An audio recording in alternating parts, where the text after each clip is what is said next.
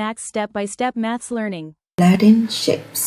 Reflecting shapes ဆိုတာကကြတော့ပုံတွေကို reflect လုပ်တဲ့ပုံစံမျိုးတနည်းအားဖြင့်လို့ဆိုလို့ရှိရင်မှန်ကြည့်ရင်တစ်ဖက်မှာသွားပေါ်တဲ့ပုံစံမျိုးပေါ့နော်ဆိုတော့ဒီဘက်က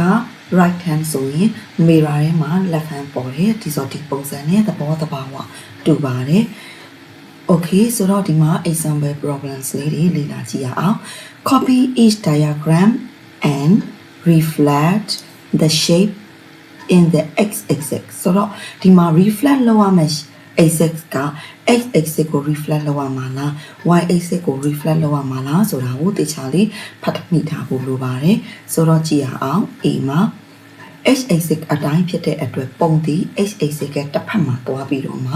ပေါ်ရပါမယ်ဒါဆိုလို့ရှိရင်ဟောဒီ point လေးတစ် point ကိုစပြီးလေ့လာကြည့်ရအောင်ဆိုတော့ x-axis နဲ့ 1 square ကွာတဲ့အတွက်ဒီ point လေးဒီလည်း x-axis နဲ့တစ်ဖက်မှာ1 square ကွာရပါမယ် Okay another point ဒီ point လေးကလည်း x-axis နဲ့1 square ပါတယ်ကွာတယ်ဒါဆိုရင်တစ်ဖက်မှာ reflect လောက်ရမှာဖြစ်တဲ့အတွက်1 square ကွာပါမယ် Okayဆိုတော့ဒီ point က x-axis နဲ့ဘယ်လောက်ကွာလဲ1 2 3 4 square กว่าတယ်ဒါဆိုရင်သူလည်းပဲတစ်ဖက်မှာ4 square အကွာမှာတွားပေါ်ရပါမယ်1 2 3 4ဆိုတော့ဒီမှာ point လေး3ခုရသွားပါပြီဒီ point လေးကိုဆက်လိုက်တဲ့အခါကျလို့ရှိရင် triangle shape လေးကို reflect လုပ်ပြီးသားဖြစ်သွားပါပြီဒါဆိုလို့ရှိရင်ဟောဒီ normal original ပုံက object ဖြစ်ပါတယ် reflect လုပ်ပြီးတော့တစ်ဖက်မှာတွားပေါ်တဲ့ပုံဒီ image ဖြစ်ပါတယ် Okay B ကိုကြည့်အောင် B မှာလည်းပဲ x-axis အတိုင်းအလယ်မှာခံပြီးတော့တစ်ဖက်မှာတွားပြီးပေါ်ရပါမယ်ဆိုတော့ point လေးတွေကြည့်အောင်ဆိုတော့ x-axis နဲ့ 3 square ကွာတယ်တစ်ဖက်မှာလည်း x-axis နဲ့ 3 square ကွာပါမယ် x-axis နဲ့ 2 square ကွာတယ်အတူတူပဲ x-axis နဲ့ 2 square ကွာတယ်x-axis နဲ့1 2 3 4 square กว่า1 2 3 4 square กว่าပါမယ် Okay x-axis နဲ့1 2 3 4 1 2 3 4ဆိုတော့ x-axis ကိုပဲမူတည်ပြီးတော့မှဟိုဘက်နဲ့ဒီဘက်နဲ့ကွာရတဲ့ distance ချင်းတူပါပါမယ်အခုရလာတဲ့ point လေးတွေကိုဆက်လိုက်တဲ့အခါကျလို့ရှိရင် reflect လုပ်ပြီးသား shape ပေါ်လာပါပြီ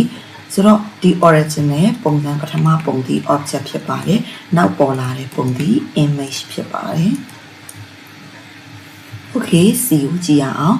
ဆိုတော့ point လေးတစ်ခုချင်းစီကို reflect လုပ်ကြည့်ရအောင် Okay x-axis ကတစ်ဖက်မှာ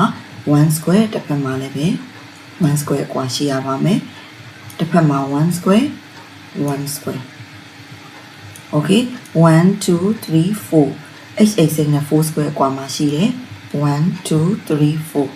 4 square กว่าမှာရှိရပါမယ်ဆိုတော့အခုရလာတဲ့ points လေးတွေကိုဆက်လိုက်တဲ့အခါကျလို့ရှိရင်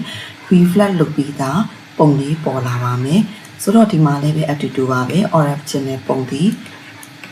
object ဖြစ်ပါတယ် reflect လုပ်ပြီးပေါ်လာတဲ့ပုံဒီ image ဖြစ်ပါတယ် Okay နောက်ထပ် shapes လေးတွေလေ့လာကြည့်ရအောင်ဒီ shapes လေးတွေဒီreflect လုပ်မဲ့ axis နဲ့တွားပြီးတော့ထပ်တယ်ဒါကြောင့်မလို့ပေါ်လာတဲ့ image ဒီ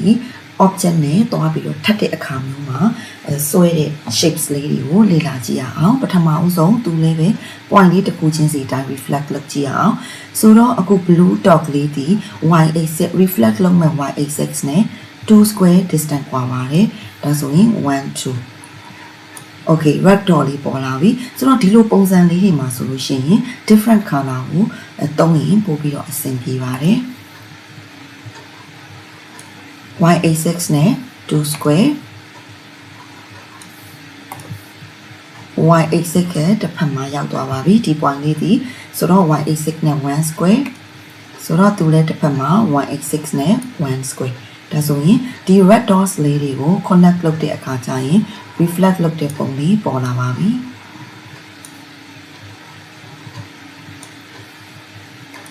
Okay B မှာ reflect လုပ်ကြရအောင် Okay y axis နဲ့2 square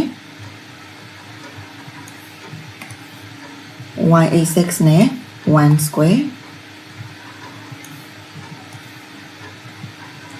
y axis နဲ့3 squares ဆိုတော့ဒီ red dots လေးတွေကိုဆက်လိုက်တဲ့အခါကျရင် reflect လုပ်ပြီးသား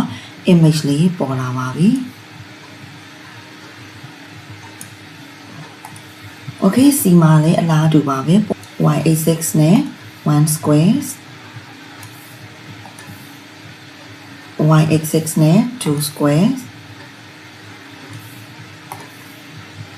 y axis နဲ့ 2 squares the last one y axis နဲ့ 3 square ဆိုတော့ဒီ red dots လေးတွေကို connect လုပ်တဲ့အခါကျရင် reflect လုပ်ထားတဲ့ image လေးပေါ်လာပါပြီ